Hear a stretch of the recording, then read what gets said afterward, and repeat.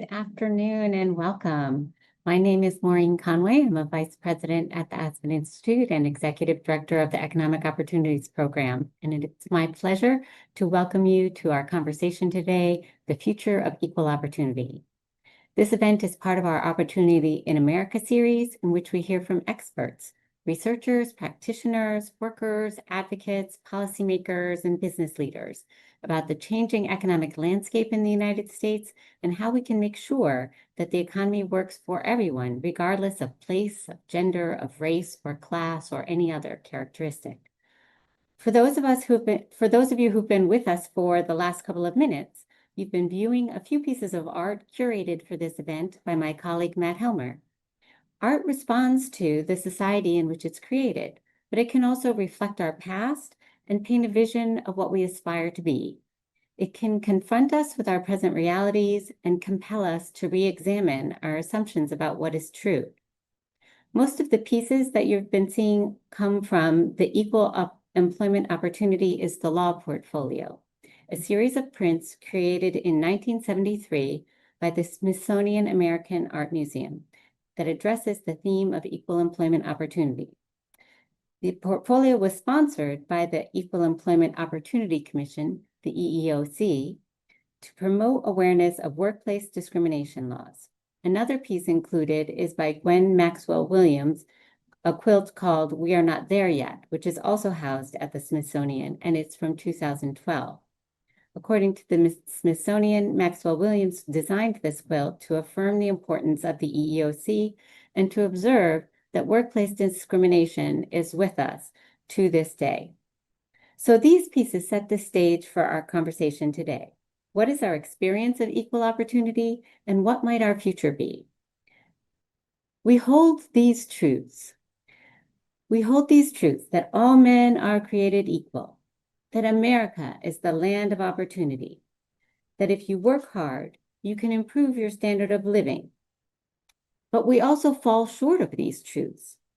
We are a nation divided about what equal opportunity looks like and where the challenges to this ideal lie. We maybe it's just me, but I feel sometimes a sense of vertigo when confronted with others' radically different understanding of where the inequities in our economy are and what needs to happen to ensure equal opportunity. Equal opportunity is an aspiration that was undermined even as it was written into our founding documents, and it remains both elusive and exalted as the bedrock of a free and just society. So today we have a terrific set of speakers to discuss this timely, important, complicated, and confounding issue, and to share ideas for how we can move closer to providing equal opportunity for all. But before I introduce them, of course, we'll just do a quick review of our technology. All attendees are muted. Please do use the Q&A button at the bottom of your screen to submit and upvote questions. Please share your perspective, ideas, examples, resources, or experiences related to today's topic. We know we have a really informed audience, so we'd love to hear from you. We encourage you to post about this conversation on your social media platform of choice. Our hashtag is TalkOpportunity. If you have any technical issues during this event, please message us in the chat or email us at eop.program@aspeninstitute.org. This event is being recorded and will be shared via email and posted to our website. Closed captions are available for this discussion. Please click the CC button at the bottom of your screen to activate them. And now it is my great pleasure to introduce our first speaker today, Commissioner Kalpana Kotegal, who joined the EEOC in August 2023. Before joining the commission, Commissioner Kotegal was a partner at Cohen Milstein, where she was a member of the firm's Civil Rights and Employment Practice Group and chaired the firm's Hiring and Diversity Committee. For nearly 2 decades, Commissioner Kotegal represented marginalized groups in employment and civil rights class action suits. Her cases often involved cutting-edge issues related to Title VII of the Civil Rights Act, the Equal Pay Act, the Americans with Disabilities Act, and the Family and Medical Leave Act, as well as wage and hour issues and the non-discrimination provision of the Affordable Care Act. During this time, Kotegal co-authored The Inclusion Rider, a voluntary agreement between actors, filmmakers, and studios aimed at advancing equal opportunity in the film industry, both behind and in front of the camera. The Commissioner has dedicated her career to supporting workers and championing diversity, equity, inclusion, and accessibility. And we are just so very grateful to have Commissioner Kotegal with us today. Commissioner Kotegal, welcome, and I turn it over to you. Thank you so much, Maureen, for that warm introduction. And thanks everyone for being here for this incredibly timely discussion. As Maureen said, my name is Kalpana Kotegal. I am a commissioner at the Equal Employment Opportunity Commission, or EEOC for short. We are the nation's premier civil rights agency. This year marks the 60th anniversary of our small agency, which advances the unrealized promise of equal opportunity in the workplace.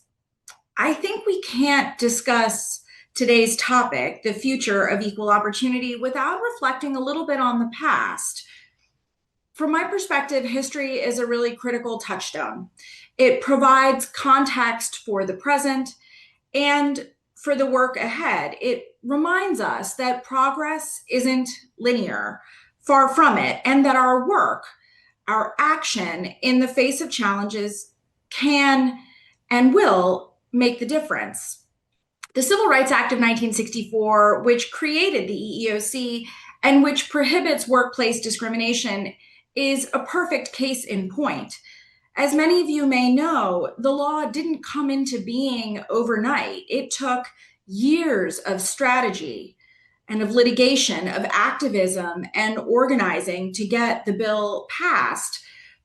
Following the Supreme Court's landmark decision in Brown versus Board of Education in 1954, there was profound resistance to integration and an accompanying surge of violence. In the face of that violence, however, a broader commitment to civil rights developed and deepened. Those leading the work remained steadfast, and in so doing, they helped to shift public opinion.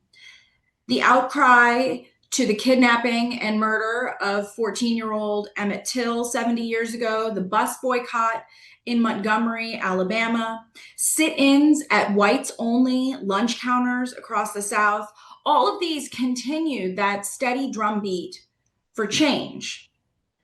In 1963, just hours after President Kennedy delivered a national address asking Congress to pass civil rights legislation, describing civil rights as a moral issue as old as the scriptures and as clear as the American Constitution.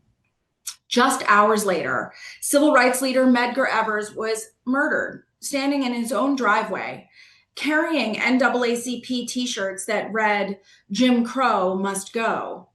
And just 2 months later, the 1963 March on Washington for Jobs and Freedom helped to galvanize further support for the Civil Rights Act, which after 534 hours of debate and 500 amendments was finally signed into law by President Johnson, surrounded by Dr. King, by Dr. Dorothy Height, and so many others who had struggled their whole lives to see that day.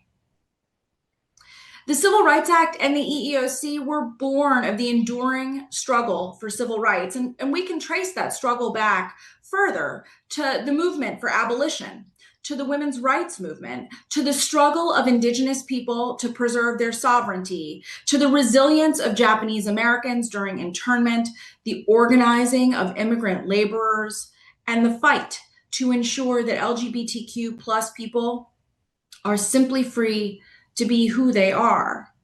These movements are interwoven threads. To this day, the Civil Rights Act of 1964 reflects our nation's highest ideals of equal employment opportunity. But those who fought for passage of the law, I don't think they saw it as a solution to bigotry, nor did they expect it to end discrimination overnight. Rather, it was one step in the larger and unending fight for civil rights, for the dignity of all people. Civil rights leaders have opened the door to progress in every generation, but they have known that it would be on future generations, that it would be on us to keep those doors open and to open them wider. This was true when Congress passed the Age, Discrimination, and Employment Act in 1967, the Americans with Disabilities Act in 1990, and the Pregnant Workers Fairness Act just a few years ago. Today, the EEOC's doors remain open, even as the agency lacks quorum due to the president's unprecedented removal of my fellow Democratic commissioners. Workers and advocates can file charges of discrimination, which our dedicated, non-political career staff in our 53 offices around the country investigate to determine whether the anti-discrimination laws were violated. EEOC staff negotiate with employers to change practices and secure relief for workers. The EEOC can also still pursue some litigation, especially where the harms are egregious or where affected workers might not have access to counsel. Of course, chronic underfunding and under-resourcing of the agency prevent us from doing more. 60 years later, we know that discrimination in employment is unfortunately still pervasive, and so the work of the EEOC and the work of all of us remains crucial. In fiscal year 2024 alone, the EEOC recovered nearly $700 million for more than 21,000 workers. We received 88,000 charges of discrimination and more than 500,000 intake calls. Behind these numbers are real people, like the farm women we obtained $2.5 million for, who endured rampant sexual harassment in the fields, or the $8.7 million we recovered for a class of 83 Black drivers who were given more dangerous and more challenging work by their employer and segregated from their white coworkers. In another case, the EEOC obtained $365,000 for more than 200 job applicants, where the employer's software automatically filtered out and rejected women over the age of 55 and men over the age of 60. And in yet another, the agency secured $100,000 to resolve a disability and pregnancy lawsuit where the employer fired an employee days after she requested leave to recover from a stillbirth. And then there's the $460,000 that the EEOC recovered for two mechanics in my home state of Ohio who were harassed and subjected to physical violence simply for being gay. These stories represent just a sliver of the EEOC's vital work, from advancing equal pay to ensuring that workers with disabilities, pregnancy-related conditions, or sincerely held religious beliefs can access reasonable accommodations. They demonstrate the importance and the urgency of the continued fight for equal opportunity. As I know our esteemed panel will describe today, however, that access to justice and equal opportunity is increasingly under threat. We are living in unprecedented times, a phrase that has become almost banal in recent months. As the daughter of immigrants who benefited from our nation's promise of equal opportunity, I know that we can do better. This is again where I find history to be so helpful. It provides us with two reminders. First, the times have been hard before, and they are certainly hard now, and they will undoubtedly be hard again. And second, that this work is righteous. It is the work of building a more just society, of an economy that works for everyone. To bend the arc of the moral universe towards justice, people of conscience must act. We must work to bend that arc together. With the work, with the action of the people here and of people across the country, I am confident that the EEOC will once again fully embrace its founding mission preventing and remedying discrimination for all workers, especially the most vulnerable. I stand ready to work with all of you, and I look forward to the conversation ahead. Thank you so much. Thank you so much, Commissioner Kotagal. Those remarks were a perfect lead into our conversation today. Appreciate you being with us.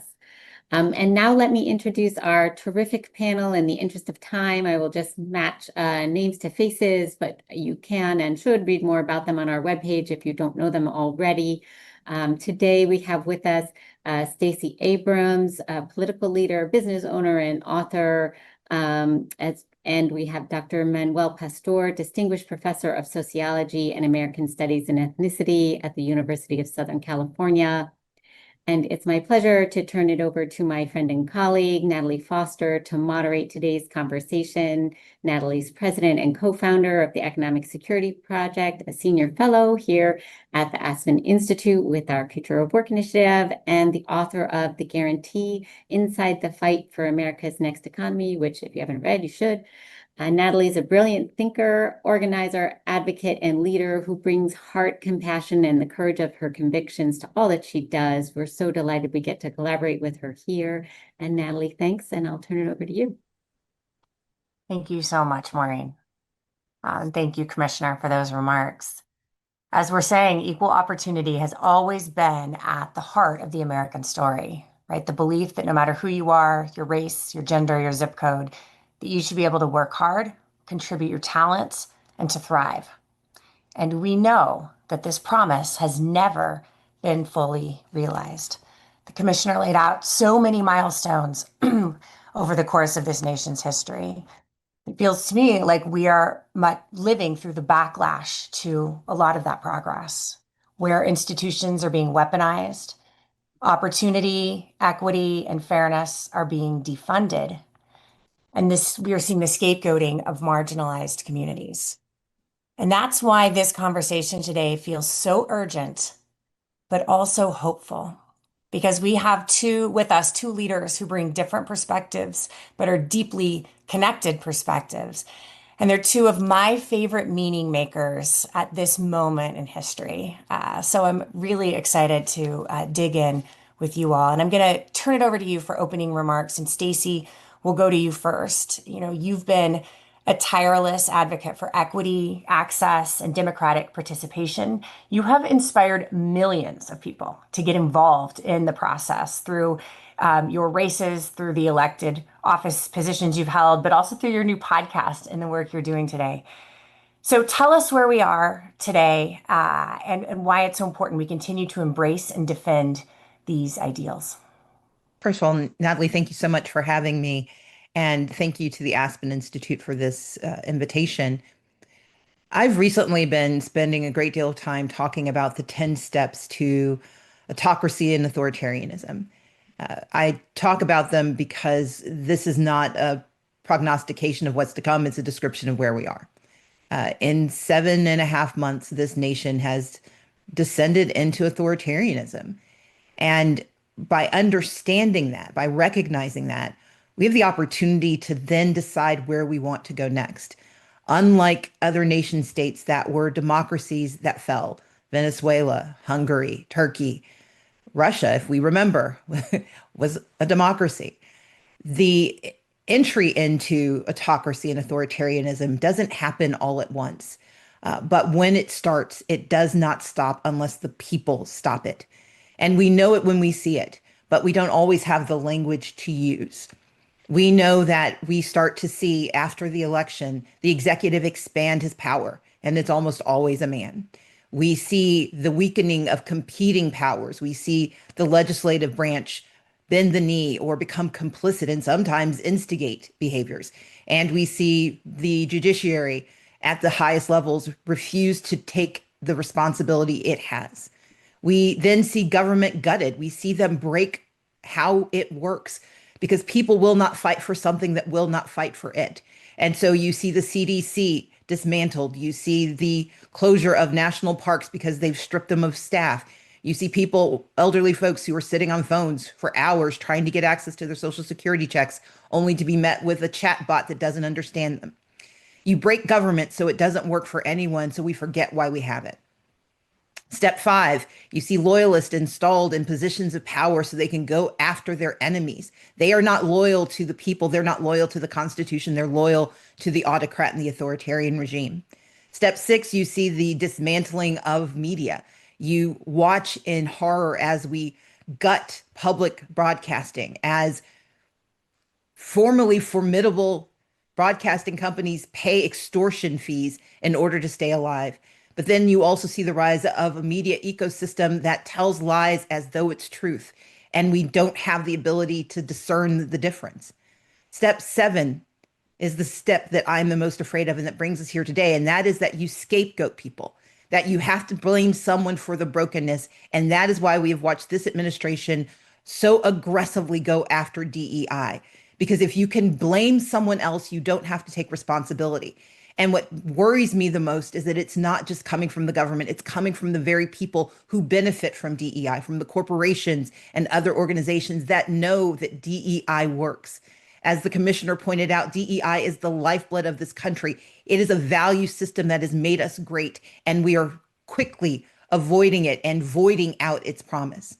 Step 8 is that we then go after and we watch as they go after our civil society, as they break those who would protect us. They sue the law firms, they go after the universities, and they arrest protesters. Step 9 is the rise of private violence that is often attended by the rise of a private police, a secret police. That is what ICE agents who mask their faces are. That's what National Guardsmen occupying our cities looks like.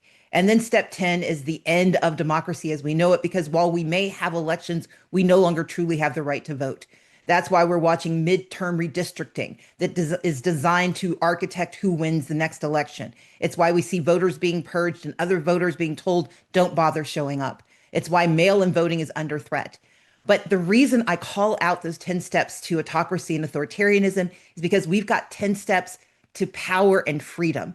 And our opportunity in this moment is to recognize that while we are in the midst of an authoritarian regime, it has not taken firm hold. We are still fighting back. We're still speaking up, but we need more of us. So we have to recognize what's at stake. We have to activate ourselves around it. And then we have to reclaim our right as patriots to a country that sees us and serves us. And that's the work that we have before us.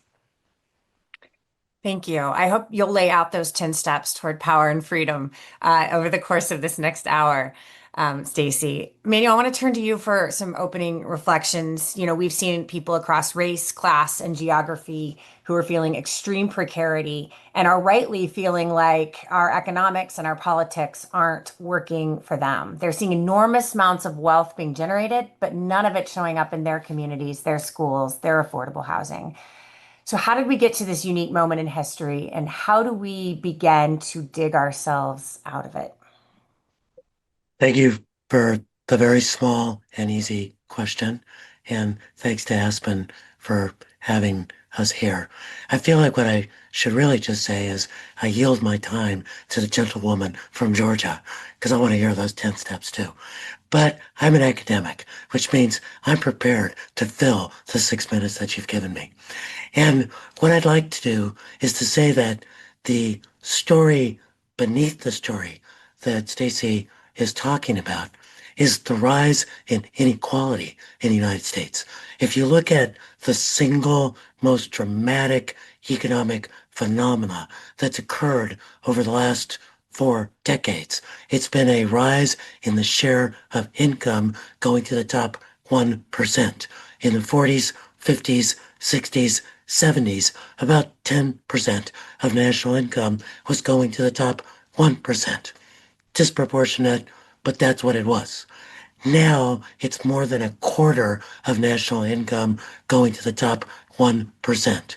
And holding on behind them is a group of the 1 to 5%, 5 to 10% professionals, elites that are hoarding opportunity.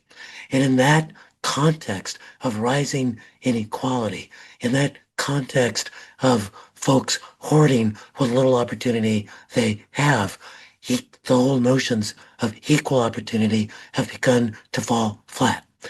we've gotten what Stacey Abrams rightly refers to as scapegoating, trying to say that the decline in living standards for most of us has been a result of immigrants competing, when the truth is that immigrants are complementary work.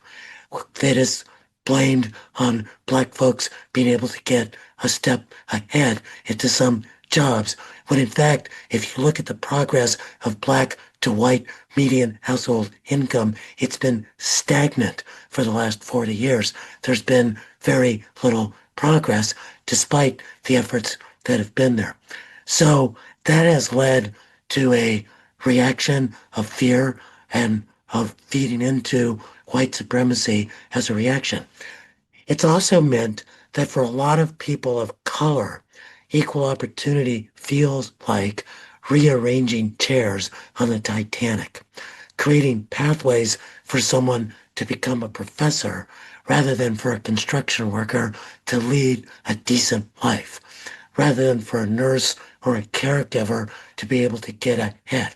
So what we need to do is to wed equal opportunity in terms of a pathway for people to make it to the middle class with a strategy to lift the working class so that those kind of resentments aren't there that are racial or are perceived simply as some parts of people of color getting ahead.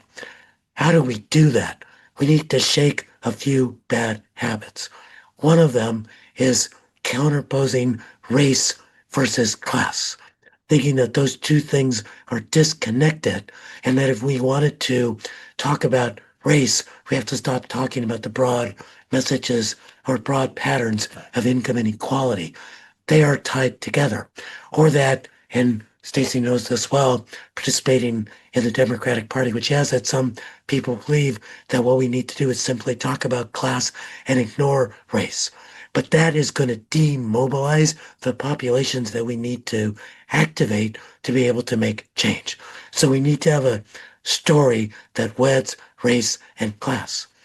The other thing we need to do is to understand equal opportunity is only real when we make it real. So we need to be thinking not just about suing so that people don't face discrimination at work. That's important. But how do we do job training?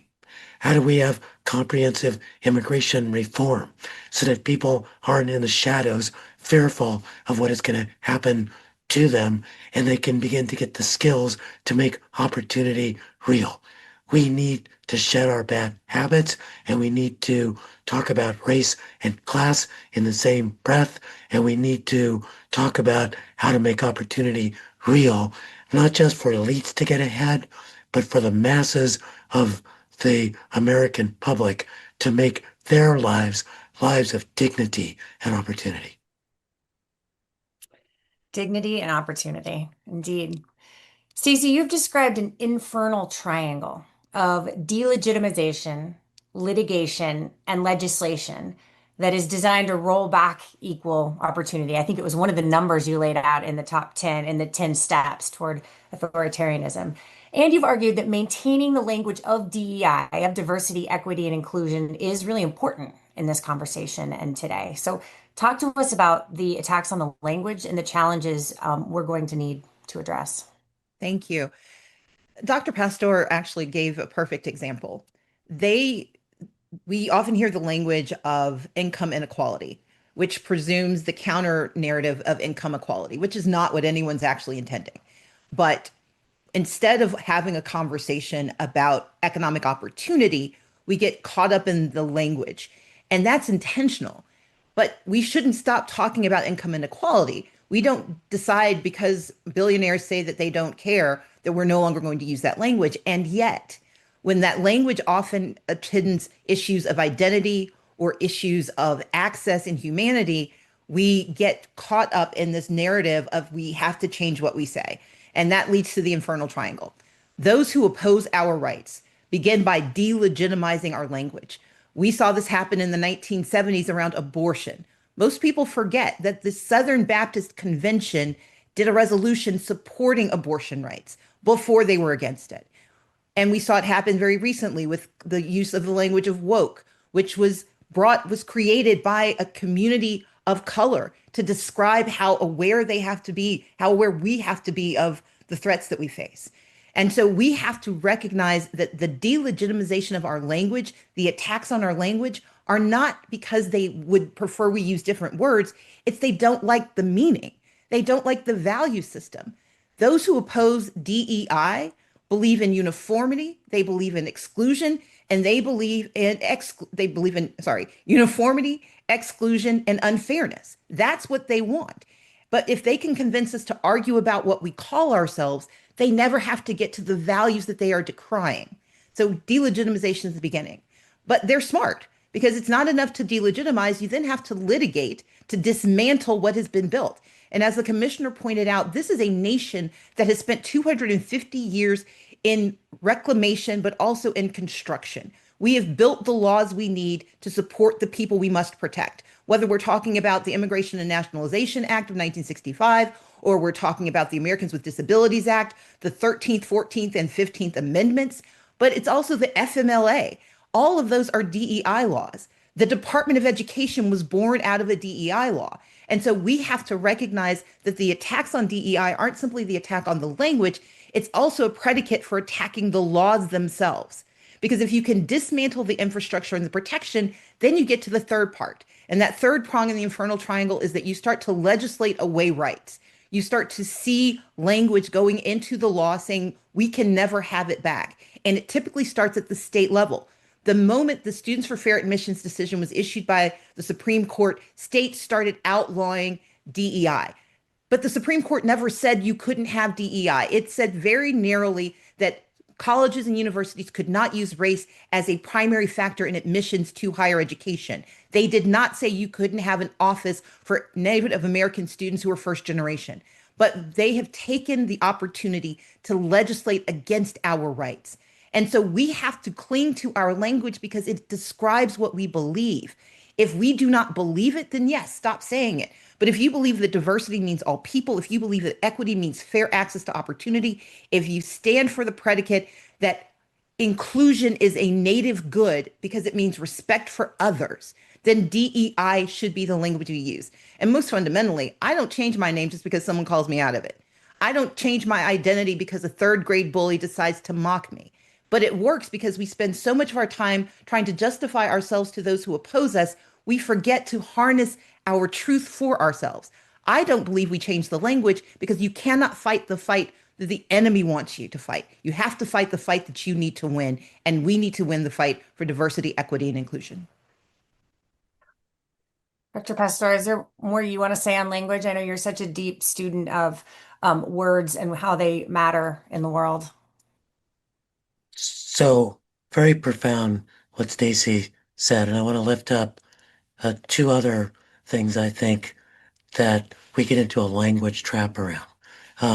I am trained as an economist. That's what my PhD is in.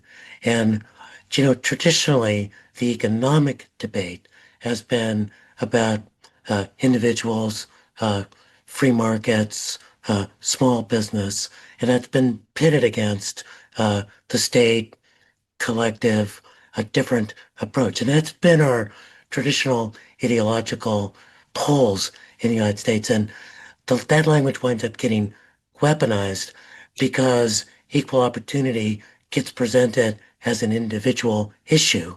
And so a strategy, which is, I keep wanting to call you Governor Abrams because that's what I wish had happened.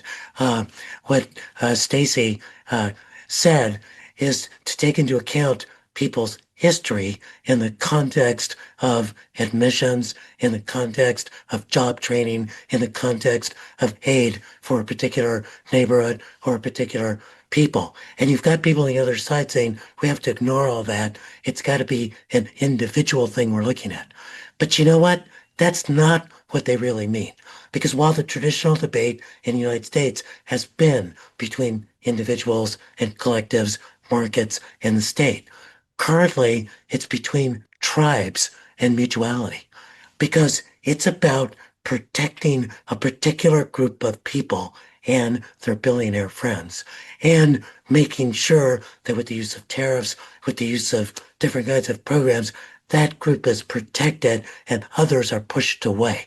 So it's not that they're trying to lift up the importance of individuals. They're trying to exclude people who've been trying to break in for years because they don't understand the power of diversity, the power of mutuality versus the power of just protecting your tribe. And that gets me to the second thing that I think we need to change in our debate. And it's about thinking about equity as just fairness and inclusion. And I'll tell you why. I am blessed, and I wouldn't say I was blessed because turns out I'm very successful. But that's partly because my dad was in a union and that it helped our family move from being poor to being working class. And it's partly because there was a civil rights law. And when restrictive redlining fell, we were able to buy a house in a place that had decent public schools. And it's also because when there was a chance for me to go to college, there was affirmative action to take a chance on a kid like me that did not fit the typical profile. So I benefited from all of those programs. And partly as a result, I have an endowed chair. It's actually sitting right behind me. That chair right back there is the endowed chair. But it also came with a lot of money. And I asked the guy, sort of a center-right Republican, how did you get so rich? Really great guy. And he said, well, I treated my customers right. I treated my workers right. I treated my suppliers right. And the business worked out. And we know in our heart of hearts, that's how sustainable businesses work over the long term. That's the argument that Stacey was using about diversity being good for business. And there's a lot of research done by the International Monetary Fund, done by the Federal Reserve, done by me, looking at how it is that equity is actually conducive to prosperity. Because we know when you have this level of racist over incarceration, that's stripping away talent that we need to grow. We know when you have an immigration system, people like to say it's broken. It's not broken. It's working the way they think it should work to exclude people, to marginalize people, to chew people up. That we are tossing away talent. We know that when we underinvest in schools in low income areas, particularly black and brown kids, that we're shortchanging our productivity for the future. We know when we don't invest in a care economy, it means that our productive workers who've got elders and children that they're worried about can't be at ease while they're at work. We know that equity is conducive to prosperity. And so what I think is really critical in terms of the debate as well is yes, to fly our fairness and inclusion flag, but to continue to talk about how this is all part of unleashing talent to have a more productive and prosperous economy going forward. That's wonderful. And I really appreciate your point on mutuality too. It's your book, Solidarity Economics, that you wrote with Chris Benner, I think lays out the case really well there. And I hope folks check that out. It is a very good book. I will recommend it. Good.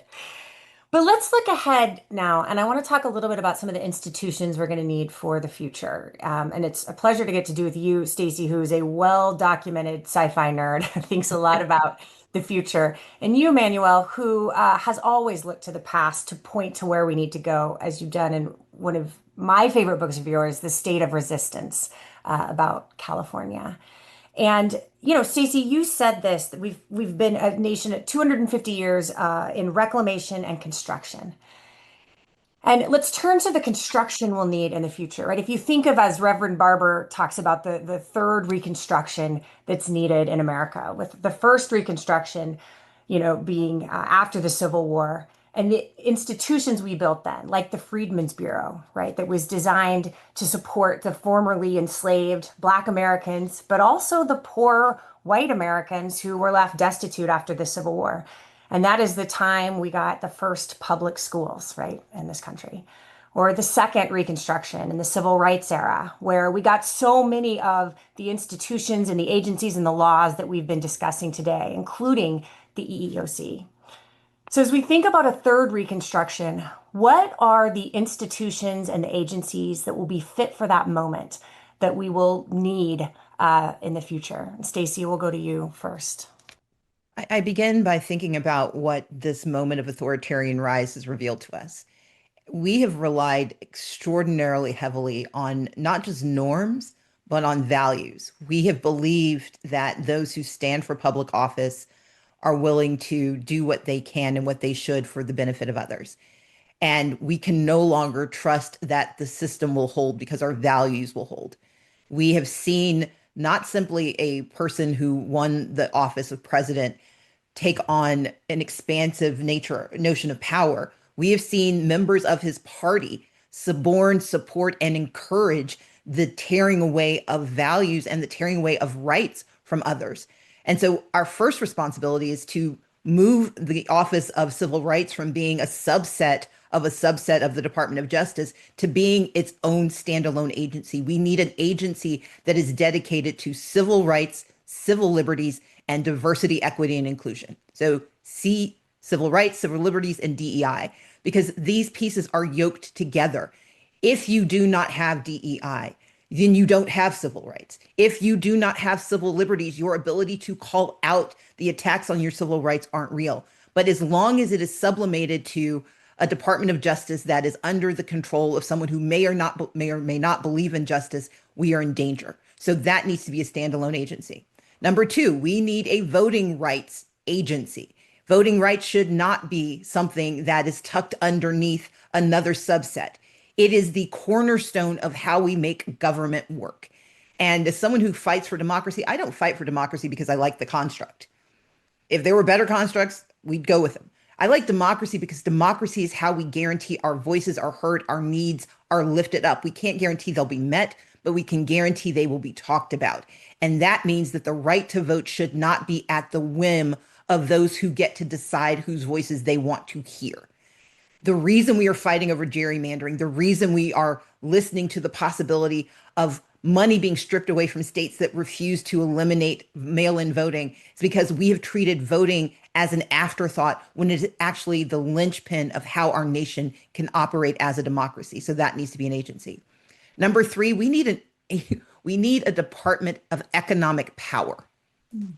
Economic power is not the same as economic equality. We need to believe that people's economic power determines every other decision they make. And Dr. Pastor has talked about it. You've written about it beautifully. When people feel economically secure, they feel comfortable granting the humanity of others. We watched in this last election as people who knew that they would be harming folks they cared about said that it was more important to them that the price of eggs come down than that a transgender child have access to information and to protection and safety. We should not be in a position where people feel they have to trade their humanity for economic convenience and economic security. And that means that we have to believe in economic power. We don't have to, and we cannot solve all of the isms that are rife in humanity, but we can mitigate their effectiveness if we are focused heavily on developing economic power. And if you're talking about power, power is not simply about mitigating past harms, it's about building future capacity. And that's what Dr. Pastor has talked about so eloquently. We should be focused on that exclusively. We should have a department that is thinking about that, is going through regulations, that is going through what states are deciding and making certain that economic power is at the forefront of what we're delivering. Poor people don't hate rich people. Poor people want to be rich people. I believe that we need a nation of thousandaires, people who believe that their economic security is so safe that it is okay to want others to have their rights and their liberties. But as long as we think that Maslow's hierarchy of need isn't real, then we are always going to be fighting to fix the very, very least that we can instead of building what we need and what we deserve. And so if we guarantee rights, if we guarantee responsibility, if we guarantee economic access, the rest of I think our agencies are in good stead. We just need better people in them, and we need to make certain that they are no longer susceptible to the rise of authoritarianism. Because The problem I have is that much of what Donald Trump is doing, much of what the Republican Party has suborned, and this is not partisan, these are the people who hold the power. So it's not about who got elected, it's about who holds the power now. These communities of power have decided that their self-interest trumps everyone else, no pun intended. And so it is our responsibility to ensure that irrespective of who holds the job, that the work still gets done. And we need agencies that make that absolutely true. Dr. Pastor, what would you add to the Department of Economic Power and Voting Rights? I very much like that. Your mention of Reverend Barber made me remember that over the course of my life, I've had to follow Jesse Jackson after he spoke, Reverend Barber after he spoke, and now Stacey Abrams after she spoke. So I'm either the luckiest or most unlucky speaker that I know about. We're just happy we get to go first. So uh, the I I want to say one thing first again about language that I think very much echoes what Stacy talked about, is that I think another thing that the left sometimes kind of gets wrong talking about income inequality is to say, well, there's enough wealth to go around. There probably is. But I think what appeals to people more is there's enough work to go around. There's enough opportunities to contribute, to earn, and to own, to become a thousandaire, as Stacy was talking about, to really have assets. And I think it doesn't mean that everyone will work. That's not the only thing that you can do in the world. And certainly one of the things I was so glad that you mentioned the Americans for Disability Act and the on-ramps that gives people to be able to contribute and participate and feel whole in the world with what they're able to do. But I do think we need to focus in on that. And I think in terms of the institutions, Stacey has certainly named them. I would say we need to rebuild unions. That's an important institution for leveraging power and working voice. We need to make the promise of de-incarceration real with actual programs about reentry so that people can be successful. We need, and it's controversial, comprehensive immigration reform so that a large share of those who've been in the country for such a long time and contributing can actually find a path. And that's also going to require institutions for immigrant integration so that people can actually be successful, learn English, be able to go to community college, etc. Certainly we need tax reform. And then another thing that doesn't frequently get lifted up is that we need to support regional economic partnerships, because it is at the level of the region that people meet face to face, race to race, place to place, and sometimes discover the commonalities that they throw away when they move to a national stage and get into the kabuki theater of Congress and go red against blue rather than people who are neighbors whose fates are indeed deeply interconnected and interdependent. Finally, one thing I think that we're going to need to learn is that being successful at this work is about combining power building so you can get to the table with economic expertise so you can participate with the experts. And we've too often divorced the community organizers. There's a lot in this crowd who are doing the power building to make sure the voices are there from the economic development experts who have the language that needs to be there. We need to bring those two groups together, because the only way that equity will get to the table is when it's kicking and screaming and making a big fuss. But once you get to the table, you need to be able to say, and by the way, I know exactly how we can get small businesses going. I know how much of a minimum wage we can absorb. I know the DEI programs that are actually effective. I know the reentry programs that work. I know how we can tap into naturalization classes on site so that lawful permanent immigrants can find their way to naturalization, which creates a boost in their wages and a boost in productivity. We need to marry the expertise with the power building. Well, let's stay on that note, Dr. Pastor, and talk about what people can be doing today. Because with us today are hundreds of people from around the country who come from very different perspectives and organizations. So we have workforce and economic development folks, local government folks, people involved in legal advocacy, worker and human rights, the labor movement, grassroots organizers. Many of them are with us today. And so how do you think about the roles these different entities play at the local level? And what should people be thinking about today in the fight for opportunity?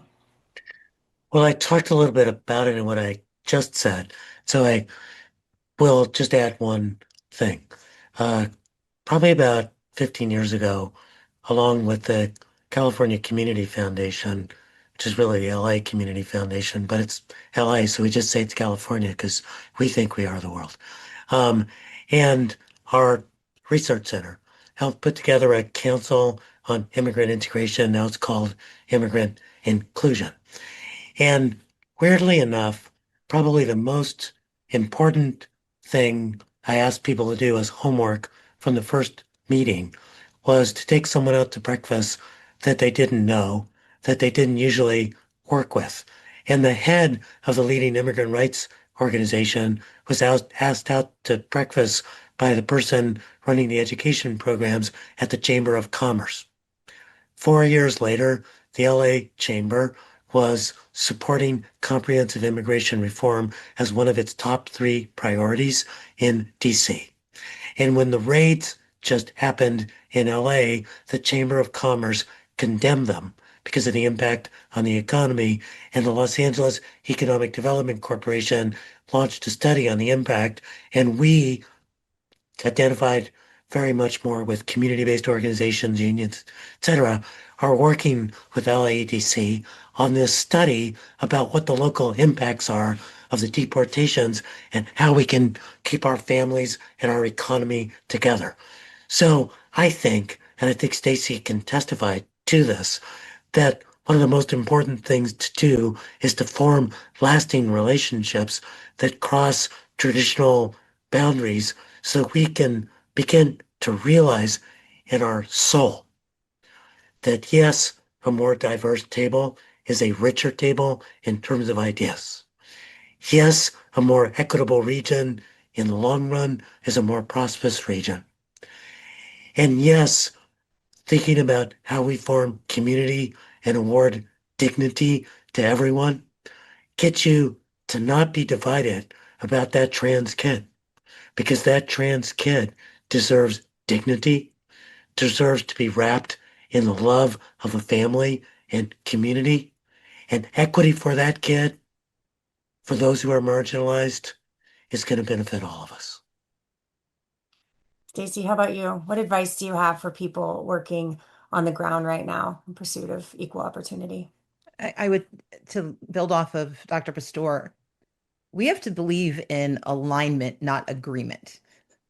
Agreement says that we come to our decisions for the same reasons, we bring the same experiences, or at least we have the same philosophical grounding. And that's not necessary. My job before I ran for governor, I was the minority leader in the Georgia General Assembly. I used to joke that they call you leader to make you feel good, but they call you minority so you never forget your place. And the reason that mattered was that I could not accomplish a single bill. I couldn't pass one and I couldn't stop one unless I got people from the other party to work with me. And one of my favorite examples was when there was a terrible bill that would have eroded stream buffers in Georgia. And the Chamber of Commerce of Georgia, which is not quite as enlightened as the LA Chamber of Commerce, was very much in favor of it. The governor wanted the bill. It sailed through the Senate and the lieutenant governor, and the speaker was happy to move it. But on the House side, I invited a colleague who was the head of the Tea Party to lunch. And we had a conversation. And to paraphrase it, like, you don't believe in climate change. And she was like, no, that's not my issue. I said, but you do believe in property values. And your property values will be eroded if these stream buffers are allowed to erode the value of your property, because those big companies that are going to take advantage of this aren't going to be paying your tax bill, but the county where you live is going to still need the same amount of money. We were in alignment about this bill, and we worked together for 3 years to block that bill's passage, and they finally had to give up. I don't think that agreement is vital.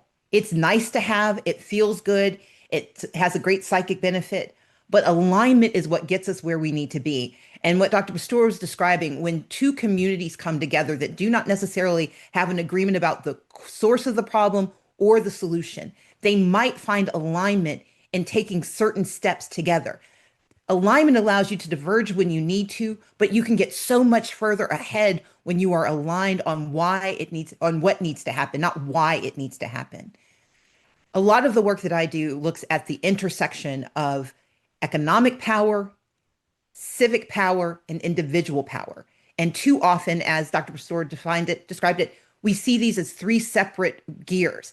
But if we want the machinery to work, if we want democracy to work, if we want to deliver for communities, if we want economic opportunity and civic participation to be real, if we want people to believe that they have the right to a better life, then we've got to bring those pieces together. And so, to the extent people are only talking about economic power or only working on civic participation or think that this is about the individual, until we bring those three things together, we are working with a broken machine.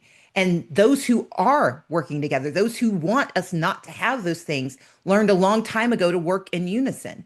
We've got to work together on these things, because when we put those three gears together, the speed of progress is extraordinary.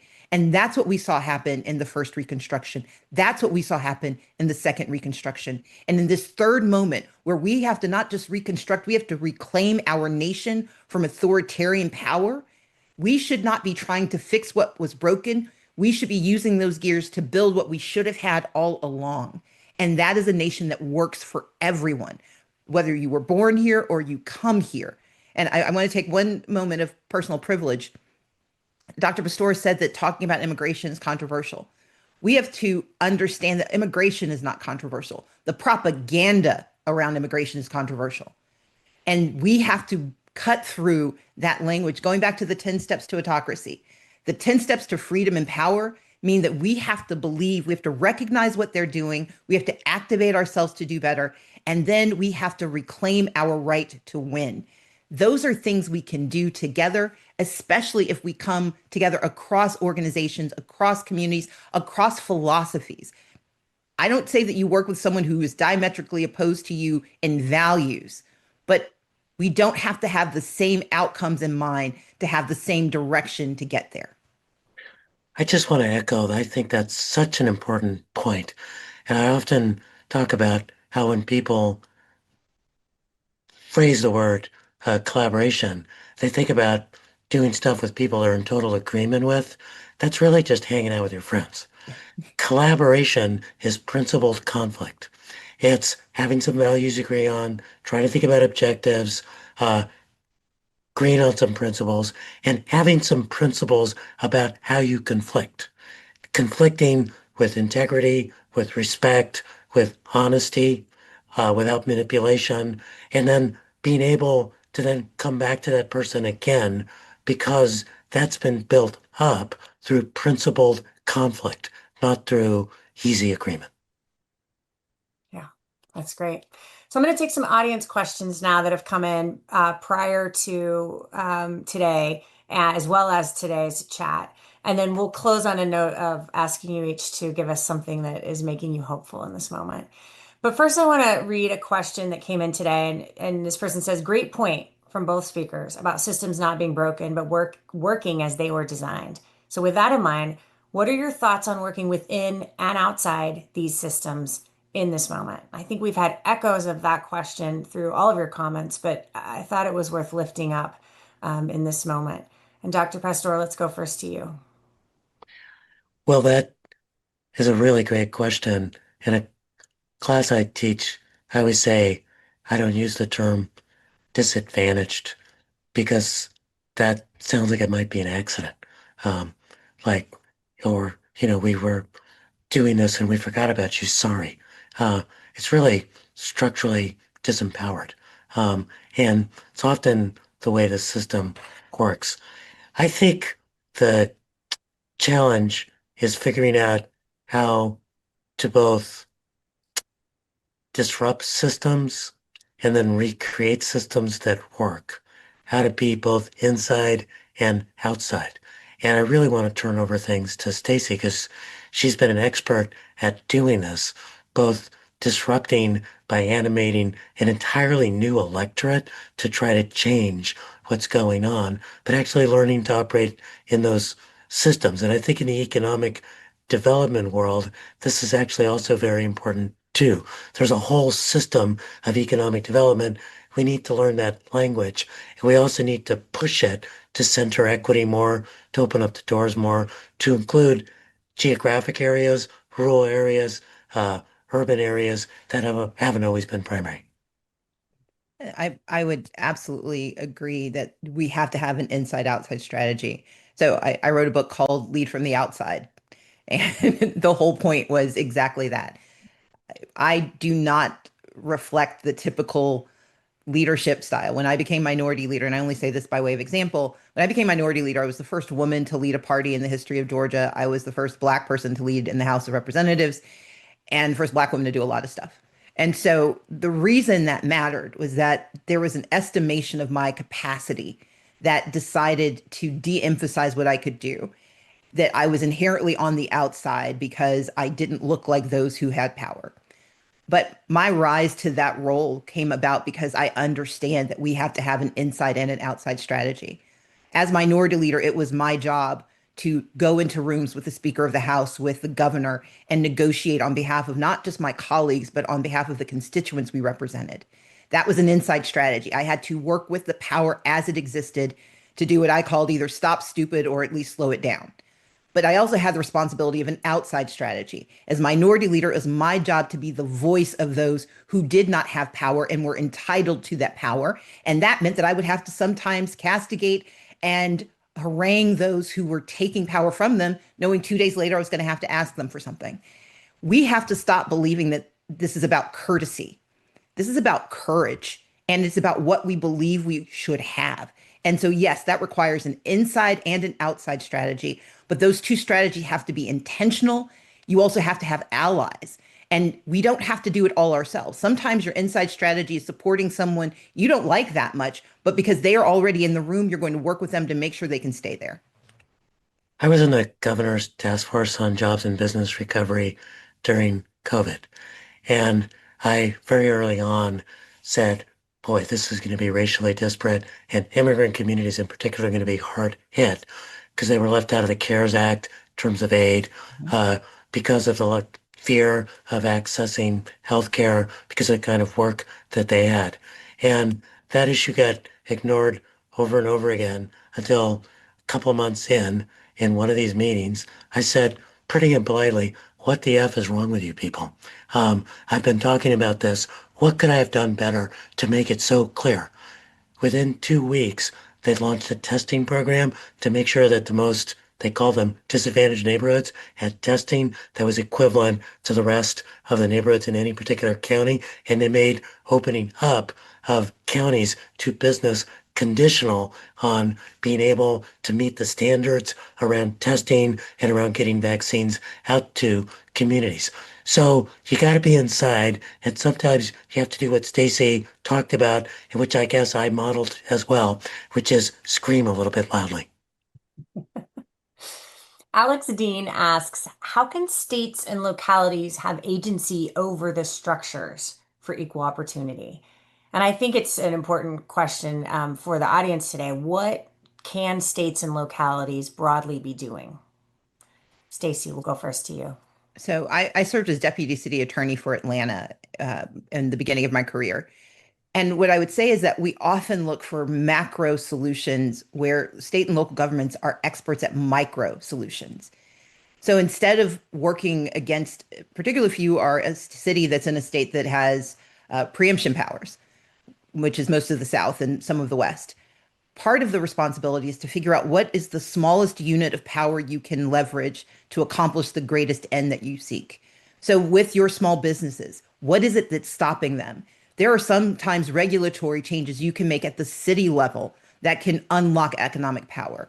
There are things that the state, if the state is actually in lockstep with you and wants good to happen, you can work at the state level. But we should never preclude the notion that small changes linked together can have massive effect. So whether it's removing one of the steps in a permitting process, or it is making sure that you are having conversations as a local government with the banks to make sure those banking opportunities are made available, that you are locating your meetings in the communities where people don't think you will show up. We don't have to bring people to City Hall. City Hall can come to them. And often it's simply showing up that demonstrates that economic opportunity is real. It's also shifting our narrative from it being about small businesses themselves to the people who run those businesses.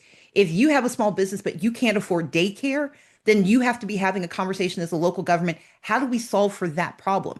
Is it that we stand up a cooperative? Is it that we incentivize shared behavior and shared pools of funding?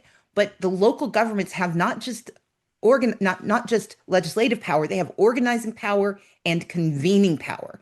When I ran for governor, part of my intention was to expand who believes they had a seat at the table.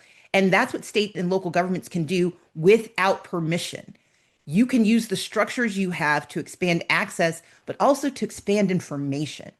Every city, every county, every state sends out some notice of some kind, whether you're collecting taxes or notifying someone about a water bill. Use that communication as an opportunity to share information. Because what tends to preclude the most disempowered communities from participation is not that they don't want, it's that they don't know. And the power of government is the ability to give people information and then show them how that information can be used for their benefit. And we also need to talk about tax policy, because tax policy is something no one talks about. It is my favorite topic. And structurally, if we can use state and local governments to start to model better tax behavior, we can change a lot about the economic opportunities that are available to our communities.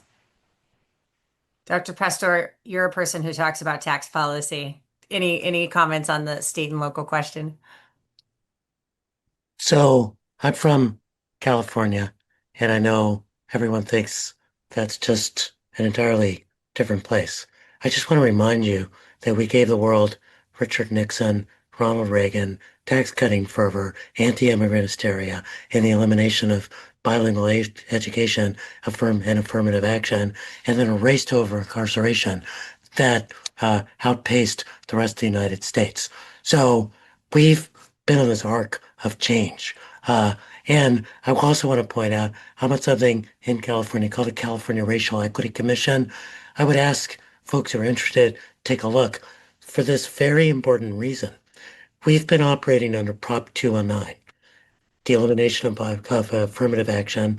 We cannot use race in university admissions decisions and basically in local government.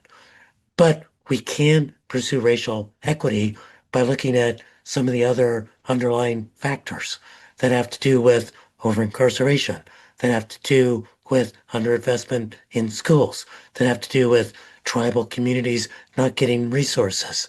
So you often think because there's a ruling at the Supreme Court about Harvard's affirmative action program that pursuing racial equity is banned. We can't use race. And yet we are actively looking at whether or not we have disparate outcomes and what are the mechanisms we can use to produce outcomes that are more equitable and beneficial for everyone. That can happen at a local and state level. If I can add one piece here, DEI is not illegal. What Students for Fair Admission said was simply that you cannot use race as the primary factor in college admissions. DEI is still legal. Every executive order issued by this administration is unlawful on its face because it did not change the law itself. And so I encourage you to go to aprnetwork.org, which is a series of organizations I created that deal with DEI. And we've got two things I want you to look at. One is the litany of laws that are technically DEI laws that they would have to dismantle to actually dismantle DEI. The second is that we have a chat bot called Adiva, and Adiva will answer your questions about your programming. We cannot give legal advice, but we can give legal guidance. And much of what people think has become unlawful because of the specter of anti-DEI fervor nothing changed. There are still so many things that we can do. And I know the commissioner knows this, and I know Dr. Pastor knows this. Please know that DEI is not illegal and it is to your benefit. And we can help you understand more about what you can do and get you resources to help you figure out what else you need. That's great. That's my public service announcement. Yes, and a chat bot included. I'm loving this. Let's do final thoughts. Dr. Pastor, let's go to you. What's one thing that's giving you hope in this moment, and any final thoughts? The city I live in, Los Angeles, which has risen up in response to the authoritarian raids and basically the dress rehearsal that took place here for putting military in so many of our cities. And the reaction has been from our mayor, from other regional leaders, from our business community, from our labor unions, from our Black community leaders, from our immigrant leaders, and interestingly, and from our faith leaders, who talk about dignity, community, respect, but also at a very working class, daily level of everyday life of people saying, this is not the way our neighbors, our cousins, our family members should be treated. And I think when you see that awakening, that's the hope of a mass movement that is going to be necessary to be part of what Stacey so eloquently laid out as the steps to resist what's going on. Stacey. I have 6 nieces and nephews between the ages of 9 and 19. They are the first generation to lose civil rights during their lifetime since Reconstruction, since Jim Crow. And yet they are the most aggressively optimistic children. They believe that they are capable of more. Because in our family, I'm in the first generation to be born with full citizenship in this country. And my nieces and nephews grew up believing that that would be their legacy. I'm optimistic because I know they will do the work to make it so, but I'm more excited because I know we will not stop fighting to make it happen for them. Thank you for that. Commissioner Kodegal, Dr. Manuel Pastor, Stacey Abrams, thank you so much for being here with us today for the sobering, provocative, and hopeful conversation. Maureen. Yeah, thank you so much. And that was just amazing. We could have gone on longer. Stacey Abrams, I want you back for tax policy part 2. This was an amazing discussion. Thank you so much, Stacey and Manuel, for being here. Thank you, Commissioner Kodegal, for setting the stage for us so brilliantly. Thank you, Natalie, for your expert moderation today. I also want to thank our team here at the Economic Opportunities Program. It takes a lot of folks to put these things together. Many thanks to Matt Helmer, Tony Mastria, Francis Almodovar, Nora Heffernan, and our AV team at Architects for all their work in bringing you today's event. And many thanks to the audience for joining us, for your great questions. Sorry we couldn't get to all of them. There were so many. Really appreciate you joining us for this important and timely conversation. Please complete the survey that will open up shortly in your browser, and stay tuned for further information about our upcoming events in October and through the end of the year. Thanks, everybody, and hope to see you again soon.